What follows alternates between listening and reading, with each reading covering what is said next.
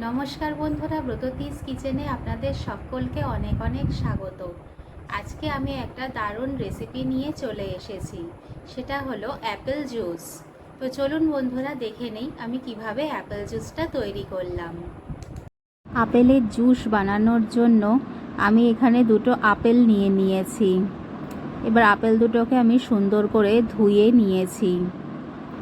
এবার এগুলোকে ছোট ছোট টুকরো করে আমি কেটে নেব।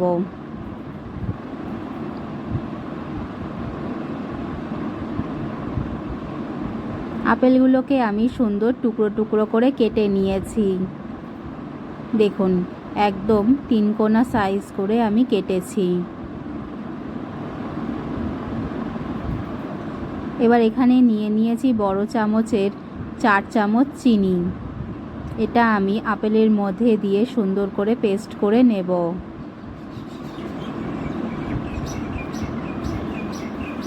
এখানে আমি একটা মিক্সিং বোল নিয়েছি।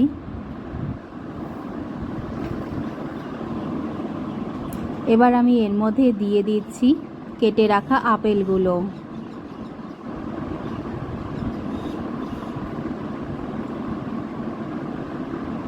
আপেলগুলো দেওয়া হয়ে গেছে। এবার আমি এর মধ্যে দিয়ে দেব চিনি। পুরো চিনিটাই আমি এর মধ্যে দিয়ে দিলাম। চিনিটা দেওয়ার পর এবার আমি এখানে দিয়ে দিচ্ছি জল।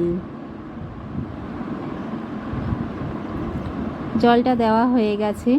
এবার আমি এটাকে সুন্দর করে একটা পেস্ট বানিয়ে নেব। এখানে আমি একটা ছাঁকনি নিয়েছি। এবার ওই পেস্টটাকে আমি এর মধ্যে দিয়ে সুন্দর করে ছেঁকে নেব। দেখুন বন্ধুরা, আমি পেস্টটা এর মধ্যে দিয়ে দিচ্ছি।